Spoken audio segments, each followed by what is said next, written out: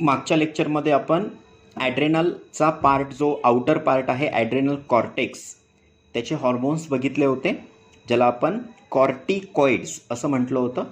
जसं ग्लुकोकॉर्टिकॉइड, mineralocorticoid, androgen. ठीक आहे, यांच्या नावानुसार आपण सगळे हॉर्मोन्सची डिटेल्स, त्याचे फंक्शन्स बघितले.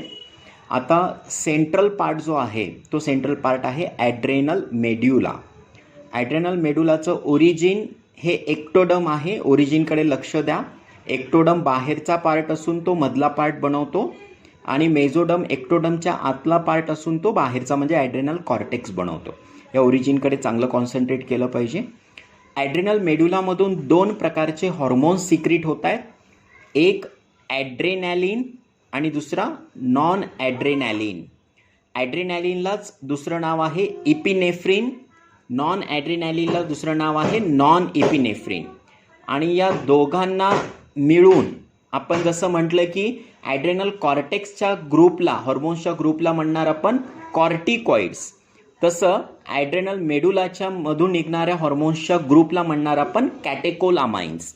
तर या कॅटेकोलामाइन्समध्ये हे 2 हॉर्मोन्स येतात, ॲड्रेनॅलिन आणि नॉन ॲड्रेनॅलिन. ठीक आहे.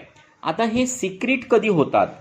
हे सिक्रीट स्पेशली जेव्हा स्ट्रेस कंडिशन असेल किंवा एमर्जन्सी असेल, बॉडीमध्ये कुठल्याही प्रकारची एमर्जन्सी जेव्हा येते त्यावेळेस या ॲड्रेनलच्या मेड्युला पार्टमधून हे 2 प्रकारचे हॉर्मोन्स काय होत असतात, रिलीज होत असतात.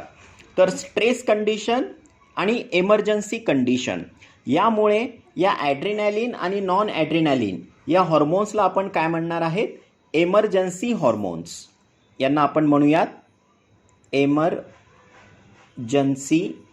हॉर्मोन्स.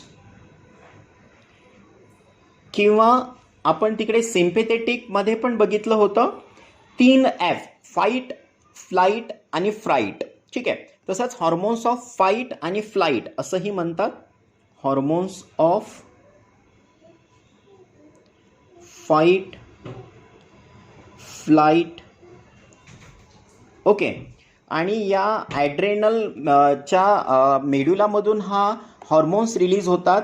याच्यामुळे ॲड्रेनल ग्लँडला अजून एक दुसरं नाव देता येतं आपल्याला, emergency Gland. Emergency Gland. Okay. तर असं जर विचारण्यात आलं की खालीलपैकी कोणती एमर्जन्सी ग्लँड आहे, तर बिलकुल काय टिक करून येताल तुम्ही, ॲड्रेनल ग्लँड टिक करून येणार आहात. ठीक आहे. तर याचे फंक्शन्स काय काय आहेत आपण बघितलंच आहे. सिम्पॅथेटिकचे मॅक्झिमम जे फंक्शन्स असतात तेच फंक्शन्स आपल्याला कधी कुठे बघायला भेटतात, ॲड्रेनॅलिन आणि नॉन ॲड्रेनॅलिन. आता हॉर्मोन्स 2 आहेत. नावानुसार वाटत असेल तुम्हाला की हे अपोजिट काम करत असतील. अपोजिटला आपण मेडिकली म्हणतो अँटॅगोनॅस्टिक. तर अँटॅगोनॅस्टिक काम नाही आहे यांचं. ठीक आहे. जसं आपण बघितलं PTH पॅराथायरॉइड हॉर्मोन आणि TCT थायरो कॅल्सिटोनिन हॉर्मोन, हे दोघं अपोजिट काम करतात. एक कॅल्शियम कमी करतं तर दुसरं कॅल्शियम वाढवतं. ठीक आहे. पण इथे असं नाही आहे. ॲड्रेनॅलिन आणि नॉन ॲड्रेनॅलिन दोघांचंही कार्य फंक्शन हे सेम आहे. ठीक आहे. दोघांचंही कार्य हे फाईट, फ्लाईट, एमर्जन्सीमध्येच आहे. खूप मायन्यूट फरक आहे, ते तुम्हाला हायर एज्युकेशन्समध्ये बघायला भेटतील. जसं ॲड्रेनॅलिन फक्त अल्फा आणि बीटा या रिसेप्टरवर काम करतं, नॉन ॲड्रेनॅलिन फक्त अल्फा रिसेप्टरवर काम करतं. होप सो ते नंतर तुम्हाला लक्षात येऊन जाईल. पण इथे अजून प्रामुख्याने सांगायचं असेल तर ॲड्रेनॅलिन हा डायरेक्ट हार्टवर काम करेल आणि नॉन ॲड्रेनॅलिन हा स्पेशली जास्त करून ब्लड वेसल्सवर जास्त करून काम करतो. पण फंक्शन्स दोघांचे सेमच आहेत. मी एक जस्ट मायन्यूट फरक सांगितला आहे जेणेकरून लक्षात यावं की ॲड्रेनॅलिन, नॉन ॲड्रेनॅलिन असे काही अपोजिट काम करत नाही आहे, ते सारखेच काम करतात. त्याच्यामुळे फंक्शन वेगळं पाहण्याची, सेपरेट पाहण्याची गरज नाही आहे. तर दोघांचं फंक्शन काय येणार आहे, ते एकदम अलर्टनेस वाढवतात. आपल्या बॉडीमध्ये अलर्ट जी आहे ते फास्ट अलर्ट करण्याचं काम कोण करतात, हे ॲड्रेनॅलिन आणि नॉन ॲड्रेनॅलिन ते हे 2 हॉर्मोन्स करतात. तसंच प्युपिलरी डायलेशन. आता इमॅजिन करा, आपण नेहमी वर्गामध्ये पण एक्झाम्पल घेत आलेलो आहोत की समोर आपण जंगलात गेलो आहे, समोरून वाघ आला आहे किंवा इमर्जन्सी आलेली आहे, त्यावेळेस आपल्या शरीरामध्ये ज्या ज्या घटना घडत आहेत, सिम्पॅथेटिक जे घडतं आहे, तेव्हा आपल्या शरीरामध्ये ॲड्रेनल मेडुलामधून हे 2 हॉर्मोन्स सिक्रीट होतात. मग हे 2 हॉर्मोन्स काय काय करतात, तर एकदम अलर्टनेस आपल्याला करतात. तसं जसं जसं वाघ जवळ येत असेल किंवा इमर्जन्सी जास्त वाटत असेल तेव्हा आपले डोळे हे जे अजून मोठे होतात, म्हणजे प्युपिल आतले काय होणार आहेत, डायलेट होणार आहेत, घाम खूप जास्त येणार आहे, स्वेटिंग खूप जास्त होणार आहे. त्यानंतर पायलो इरेक्शन. ठीक आहे, पायलो इरेक्शन म्हणजे आपले जे केस असतात अंगावरचे, हे जे केस येतात ते असे एकदम टाईट होतात किंवा आपण म्हणतो रोमते खडे हो गए. ठीक आहे, जे इमर्जन्सीमध्ये पायलो इरेक्शनचं काम जे आहे ते कोण करतात, ॲड्रेनालिन आणि नॉन ॲड्रेनालिन हे हॉर्मोन्स करत असतात. ठीक आहे, तसंच हार्ट रेट वाढतात बघा, हृदयाच्या गती वाढतात इमर्जन्सीमध्ये. नीटची एक्झाम फायनल एक्झाम आहे म्हटलं, कोणती एक्झाम फायनल आहे, एक्झामला जाताना आपल्या हृदयाची गती, हार्ट रेट जे आहे ते वाढतात. तर हार्ट रेट वाढतात. हार्ट रेट वाढून फायदा नाही आहे. हार्ट रेट जर वाढत असतील तर त्याच्यासोबत आपल्या शरीराला ऑक्सिजन पण पूर्ण सेलपर्यंत पोहोचवण्याचं काम हे कोण करतं, ब्लड करतं. पण ते ऑक्सिजन पण जास्तीत जास्त वातावरणातून आत यावा याच्यासाठी रेस्पिरेटरी रेट पण वाढले पाहिजे.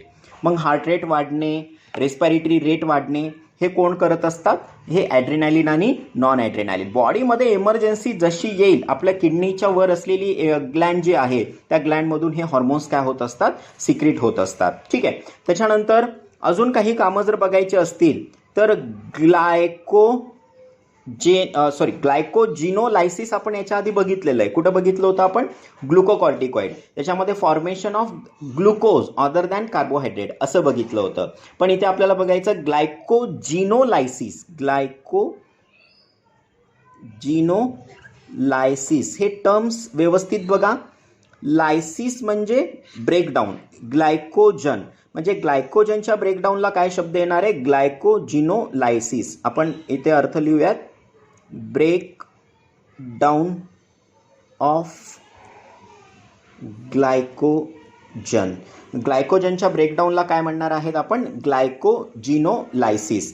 म्हणजे ग्लायकोजनचं ब्रेकडाऊन होऊन हे शेवटी याचा प्रोडक्ट काय येतो, ग्लुकोज. म्हणजे ब्लडमध्ये ग्लुकोजची लेवल वाढवण्याचं काम कोण करतायत, हे इमर्जन्सी हॉर्मोन्स करतायत. ग्लायकोजन आपल्या बॉडीमध्ये जी शुगर कोणत्या फॉर्ममध्ये स्टोअर असते, तर ग्लायकोजन फॉर्ममध्ये स्टोअर असते. ठीक आहे, एक्स्ट्रा ग्लुकोज झालं, एक्स्ट्रा ग्लुकोज हे काय शरीराच्या बाहेर जाणार नाही, ते गोडाऊन म्हणून एका ठिकाणी आपल्या लिव्हरच्या ठिकाणी स्टोअर असतं. तर जास्त झालेला ग्लुकोज हे कोणत्या फॉर्ममध्ये स्टोअर असेल, ग्लायकोजन. आत्ता बॉडीला इमर्जन्सी आली, आता ग्लुकोज पाहिजे, म्हणजे या ग्लायकोजनचं ब्रेकडाऊन व्हायला पाहिजे. मग या ग्लायकोजनच्या ब्रेकडाऊनसाठी हे दोन हॉर्मोन्स येणार आहेत. हे दोन हॉर्मोन्स ग्लायकोजनचं ब्रेकडाऊन करतील आणि ग्लायकोजनच्या ब्रेकडाऊनला शब्द येणार ग्लायकोजिनोलायसिस, ग्लायकोजनचं ब्रेकडाऊन. आणि शरीरामध्ये काय वाढवणार आहेत, ग्लुकोज वाढवणार आहेत. ओके, त्याच्यासोबतच लिपिड्स, फॅटचं पण ब्रेकडाऊन करतील, प्रोटीन्सचं पण ब्रेकडाऊन करतील. ठीक आहे, बॉडीमध्ये इमर्जन्सी आहे, धावायचंय, पळायचंय, ग्लुकोज भरपूर प्रमाणात पाहिजे, तर याच्यावरून आपल्याला शरीरामध्ये काय होणार आहे, ग्लुकोज जास्त वाढणार आहे. ठीक आहे, तर हे फंक्शन्स रिपीट बघा, सोपे आहेत. एक कुठलीही इमर्जन्सी लक्षात घ्या, त्या इमर्जन्सीमध्ये आपल्या शरीरात काय काय होऊ शकतं याचे तुम्हाला पॉईंट्स तुम्ही सरळ सरळ लिहू शकता. ओके, तर याच्या डिसीजवर जर आपण गेलो तर पहिल्यांदा बघूयात आपण हायपोसिक्रिशन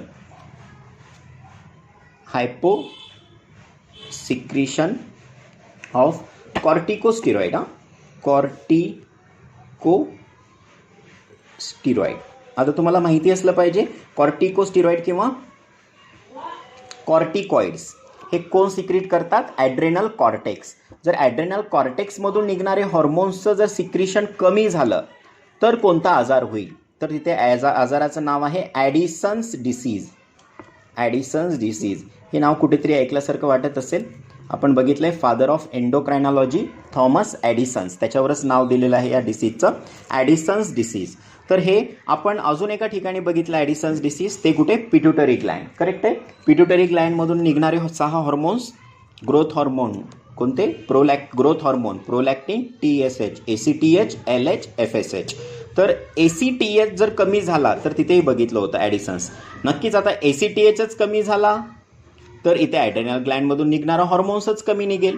आता ॲड्रेनल ग्लँडमधून निघणारा हॉर्मोन कमी म्हटल्याच्या नंतर हायपोसिक्रिशन ऑफ कॉर्टिकोस्टिरॉइड, ॲड्रेनल कॉर्टेक्स. कारण ACTH हा फक्त ॲड्रेनल कॉर्टेक्सला कंट्रोल करतो, ॲड्रेनल मेडुलाला कंट्रोल कोण करतो, सिम्पॅथेटिक सिस्टीम करते. तर ॲडिसन्स डिसीज ॲडिसन्स डिसीज, आता आपल्याला इथे फंक्शन माहिती असतील तर यांचे लक्षणं लक्षात येतात. ठीक आहे. फंक्शन काय होते कॉर्टिकोस्टेरॉइडमध्ये? मिनरलोकॉर्टिकॉइड, मिनरल सोडियम आणि वॉटरचं ॲब्सॉर्प्शन. ठीक आहे. बॉडीमध्ये सोडियम वॉटर कमी होऊ द्यायचं नाही. त्याच्यानंतर ग्लुकोकॉर्टिकॉइड, ग्लुकोज चांगलं बॉडीमध्ये ग्लुकोज छान ठेवतं. तसं मग इम्युन सिस्टीम वगैरे पण आहेतच आहे. पण मेन याचे फंक्शन मग ग्लुकोज, आता हे कमी झालंय कॉर्टिकोस्टेरॉइड. मिनरलोकॉर्टिकॉइड कमी झाला म्हणजे काय असणार आहे? बॉडीमध्ये सोडियम कमी पडेल, बॉडीमध्ये सोडियम कमी पडेल, बॉडीमध्ये वॉटर कमी पडेल. आता बॉडीमध्ये सोडियम वॉटर कमी झाले म्हणजे फ्लूइड कमी झाला, फ्लूइड कमी झाला म्हणजे ब्लड प्रेशर कमी होईल ॲटोमॅटिक. ठीक आहे. पाईपामधलं जर पाणी कमी असेल तर प्रेशर कमी, जसं आपल्या रक्तवाहिन्याचं फ्लुइडच कमी झालं तर ब्लड प्रेशर कमी. ग्लुकोकॉर्टिकॉइड पण कमी होणार आहेत. ग्लुकोज कमी म्हणजे विकनेस येणार. ग्लुकोज नाही आहे तर शरीरामध्ये काय होणार आहे? विकनेस जास्त येणार आहे. ठीक आहे. त्याच्यानंतर विकनेस झाला तर तिथे काय होणार आहे? वेट लॉस पण होणार आहे. ठीक आहे. वेट लॉस होईल. त्यानंतर BP लो होईल, फ्लुइड्स कमी होतील, सोडियम खूप जास्त प्रमाणात निघून जाईल. का निघून जाईल? कारण मिनरलोकॉर्टिकॉइड्स कमी आहेत. ठीक आहे. मिनरलोकॉर्टिकॉइडचं काम काय होतं? सोडियम जास्तीत जास्त शरीरात घेणे. आता तेच कमी आहे म्हटल्यावर सोडियम निघून जाणार आहे. ठीक आहे. तर इथे सोडियम वॉटर कमी झाला, BP कमी झाला, हे लक्षणं आपल्याला कशामध्ये बघायला भेटतील? Addison's disease. याच्याच उलटा अजून एक डिसीज आहे hyper secretion. Hyper secretion of corticoids म्हणा किंवा कॉर्टिकोस्टिरॉइड्स म्हणा. हे ॲड्रेनल कॉर्टेक्सचे हॉर्मोन्स आहेत, मेडुलामधले सांगत नाही आहे.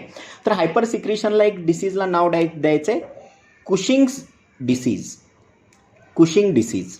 ठीक आहे. हायपरला कुशिंग आणि हायपोला ॲडिसन्स. हेच ACTHचं पण सेम. ACTH कमी झाला तर ॲडिसन्स, ACTH जास्त झाला तर कुशिंग. कारण ACTHच कोणाला ॲक्टिवेट करतो? ॲड्रेनल कॉर्टेक्सला ॲक्टिवेट करतो. तर हायपर सिक्रिशन ऑफ कॉर्टिकॉइड्स कोणता असेल? Cushing disease. याचे एक्झॅक्ट उलटे असतील. या बॉडीमध्ये सोडियम जास्त होणार, सोडियम जास्त, वॉटर जास्त. आता फ्लूइड जास्त झाल्यावर ब्लड प्रेशर जास्त.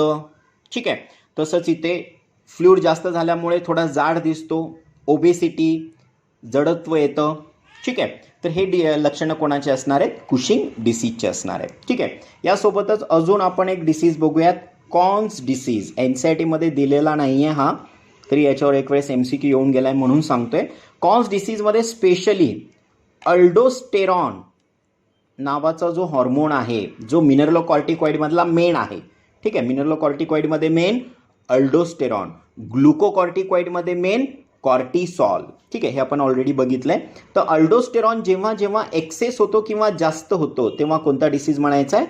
Cons disease. याला स्टार करून ठेवा, येऊन गेलेला MCQ आहे जो NCERTमध्ये नाही आहे. ठीक आहे. हे का होऊ शकतं? कारण कॅन्सर असेल किंवा ट्यूमर असेल.